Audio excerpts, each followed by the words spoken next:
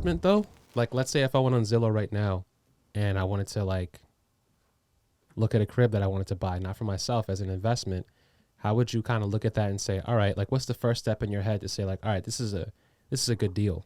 Like, let's say if it's a $500,000 house in a certain area, is there like, what's the first thing that you go to think about like, all right, let me make sure this is a good deal?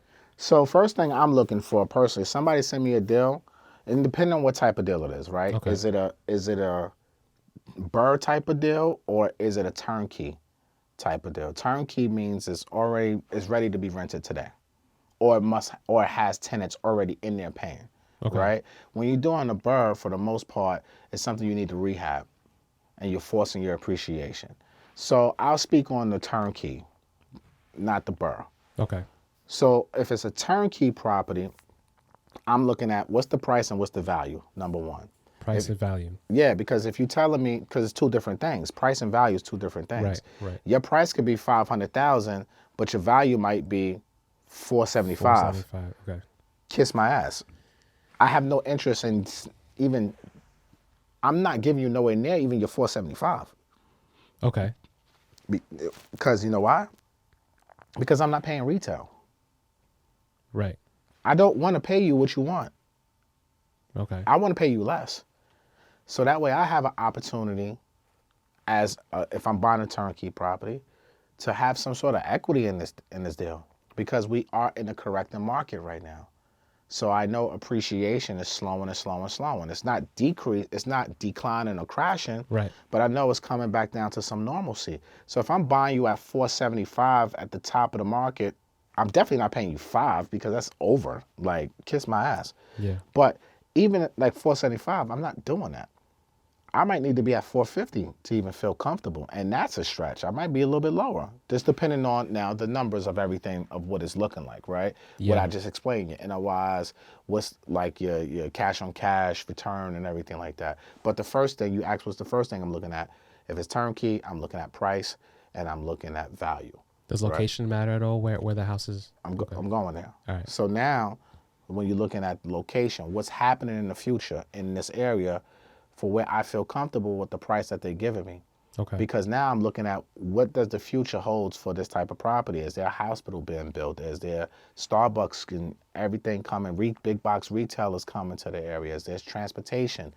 Are there hospitals close by? Right? I'm looking at all these different things, right? Especially when you start talking hospitals and things of that nature, because now that could be a play for traveling nurses. If I have a hospital in this spot, is there an airport somewhere in the vicinity?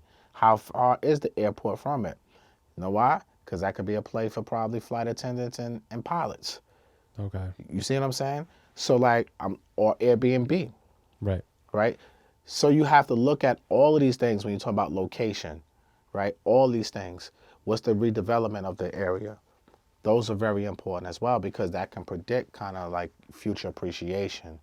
And if this will be a good equity play at some point too. So even still, I still want to get this property as cheap as I possibly can. So I might have to put in a disrespectful offer, and I'm probably going to lose, and they're probably going to counter me to something. If they're really interested, if I disrespect them and they still counter me, I know, okay, something's here. Because if you disrespect them, sometimes they won't even counter. They'll just say, nah, we good. You know what I'm saying? Yeah. So that's what I'll look at, just in a nutshell. There's a lot more things, but I'm not going to get into everything. Join my communities. And yeah, so you look at that stuff, and then again, it's all about analyzing now the overall deal, income and expenses. What do those numbers look like? And then after all of that, okay, great. Now I got to look at, and this is not like a 1, 2, 3 type of thing. This is just, I'm just freestyling this. Yeah. I'm looking at the condition of the property.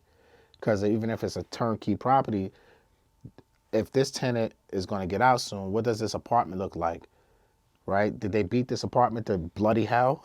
Yeah. Do I have to replace kitchens, bathrooms, tiles, floor work? What does the roof look like? What does the foundation look like? What does the mechanics of the house look like? Like, these are all things now you have to really start paying attention to. The windows, it's cold outside. Am I putting the hands there? Can I feel a draft coming in? Damn, I might need to replace some windows. Damn, am I seeing cracks in the ceiling and stuff like that. Damn, are the cracks coming on the side of the walls? Damn, that could be potentially foundation. Now we got to go in the basement. Let's get the flashlights out. Let's take a look at the foundation. Do we see any cracks? Is there like potential mold? Shit like that. You got to kind of now, you got to turn on your inspector hat too now. Because now when you buying this investment property, again, especially if you're buying turnkey at the retail market, you might buy this thing for $475, but not even realizing because you just happy it got tenants in there and you got some cash flow coming in. Yeah. But you ain't paying attention to the clear red flags that are right in front of you because your eye's not trained for it yet. To look at, wait a minute, I might have to put $20K in each apartment. Now this brings my numbers to $575. Yeah. You know what I'm saying? And now this house ain't even worth it. So you got to pay attention to all of these things when you in the property and make sure you're not being emotional. And this is why I always speak on them. You probably heard me say this for years. You can't be emotional with this shit. Yeah. Because real estate is a business. I don't care if it's your first house, your 10th house, your 50th house. You cannot be emotional. Like I'm only emotional about Garland Gardens right now because it's been a pain in my ass, right? Yeah. And I got my permits too. So work starts, I think, tomorrow. But that's another story for a different day. But I'm only emotional about that because of the pain and suffering I've been going through for almost 2 years with this damn house. But anything else, I have no emotions for. I don't care. Yeah. It's simple numbers for me. What is the how much money can I make at the end of the day by providing clean, safe housing for people who 9 times out of 10 are going to look like me too? Period. So that's when you analyzing a deal. Long story short, that's what you're really looking at in the very beginning. Do people like go into investment like deals hoping that the market's going to shift and hoping that they get some type of profits later on? Do people make dumb decisions like that? Say that again? Like, do people go into investment properties and say, oh, well, in a couple of years, like, you know, the market will be better, or they, like, you know what I'm saying? Like, it's like if I buy, like, let's say if I bought a pair of sneakers or something like that, and, you know, I know they'll be valuable in like 5 years. Do people go into investments the same way? Yeah, 100%. That's like you doing your pro formas now. Right. That's when we was talking about the location.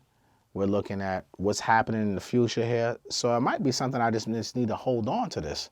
But how do you know if it's something to hold on to? Because sometimes it could be, you know, a bad decision to buy a pair. Like, you know what I'm saying? Like, it's probably No, these were a great decision. No, I'm just giving an example. No, of I know how, you know. I'm just saying this was a great decision. Yeah, but you know what's crazy about those were really expensive when they first came out. Absolutely. Now they're not as expensive. Exactly my point, right?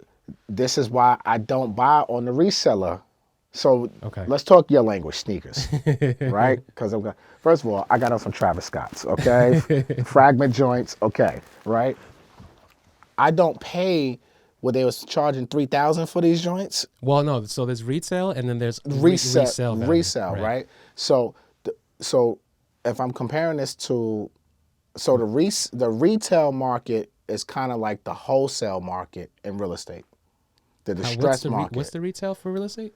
Like the wholesale market, right? Because you get in, so retail and sneakers, you're buying it for the sneakers price. From Nike. $175, $200. Okay.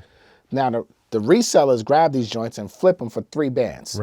Right. They just inflate the numbers. Based on the demand. Based on the demand, correct. So if I'm buying a property on MLS from a listing agent, they want the top of the market. Okay. You see what I'm saying? So an example, $475. They want $500, but the house is worth $475. Okay. They're trying to, because of the demand or whatever reasons, they're trying to maximize the thing. So if I buy distress or buy houses that need work and I burr, that's like me buying it from Nike, because now I'm buying it at the cheaper price. I can put my work into it, and then now I can flip this. Oh, okay. Got you. Yeah. You understand what I'm saying? Got you. Okay. If you understand what I'm saying, throw some gems in the comment, please. If you understood what I just said, please throw some gems in the comments. So with your, what if it's turnkey though? How does that work with? Turnkey is like the resale market, because remember, I'm selling it for market value. Got you. See, when these joints came out, they were so hot. I haven't even checked, but I'm not gonna lie, I checked a while ago. They're So probably like 3,000 still, bro. I'm not sure. Either which way, they over yeah. 2,000. Yeah, depending on the size. They're still over 2,000 for we men. I'm wearing men's sizes, 12s, right? These are going to be still over $2,000. So the market has come down. The market corrected itself. You see what I'm saying? You see how it's translating to real Yeah. estate? The market corrected itself. So those 2020 prices, when it was up and stuck crazy, you can't get that in 2023. Same way when the fragments came out. If you couldn't get these on at retail from Nike, unless you got plugs like I do, then I can flip them. That's why I bought a couple of them, because I knew, and I got still one fresh. I just cracked open a fresh pair, and I got one more in the box, just chilling. They're 1,500 right now. 1,500, right? So at the height, they were 3,000, and I thought about letting two of them joints off for $3,000, but I Yeah. kept them because I like them so much. I'm like, fuck it, I don't care. It can go. I'm buying and holding. Okay. You see what I'm saying? Yeah. So I'm buying and holding these fragment joints because I don't care what the market's going to do, because at some point I still can make money. And me, if I wear them, I'm going to enjoy them because they fly. Okay. So you see how the market corrected? It's the same way the market. So the people who overpay, say the people who bought for 3,000. That's what I'm saying. What happens to those people in real estate? You just got negative equity now. You're upside down. Congratulations. You bought wrong. So how do you get? So what do you do? There's at that nothing you point? do. You just hold gotta your property, and you got to hold wait this. it out. So now you got to wait till those fragments get back to close to $3,000. That's a long wait. Exactly my It's a point. long And wait. so is real estate. Real estate is the long-term game, bro. Real estate is the long-term game, bro. That's a long wait. 3K. You can't time it because you couldn't tell nobody who had these joints out they wasn't going to make them. They wasn't going to hit 4,000, Yeah. Yeah. right? Yeah. Everybody knew these was going to go to 4K, Yeah. especially when he went through the whole little shit news and everything like that. Mm-hmm. Because the controversy raises prices. Yeah. You know what I'm saying? Yeah. But the market corrected sharply. You can't time these things. So that's why I always say, don't wait to buy real estate. Buy real estate and wait. So now that I purchased these at the retail level, got them for great prices, at any point, I still can flip my joints and still make money because I bought right. I wasn't emotional. I loved them, but I'm not going to be emotional about no damn sneakers. Yeah. I'm not going to pay you $3,000 for them. Now, the Louis Vuitton Air Force One Virgil joints, that's a different conversation for a different day. We were talking those are about, pretty pricey. those are definitely pricey, and I had to take advantage of those too. But that's a higher end luxury market, Right. right? So even if I'm glad we're having this conversation and breaking it down to sneakers, because Oh, that's how I think. That's how I try to think of things that relate. I'm tailoring my I can relate to. communication to my audience. Yeah. Listen, real estate people, listen to MG right here. Business people, tailor the communication to your audience so that way they can understand what the fuck you're talking about. Yeah, yeah. That's smart because now that it's like, oh, okay, I get it now because it works the same.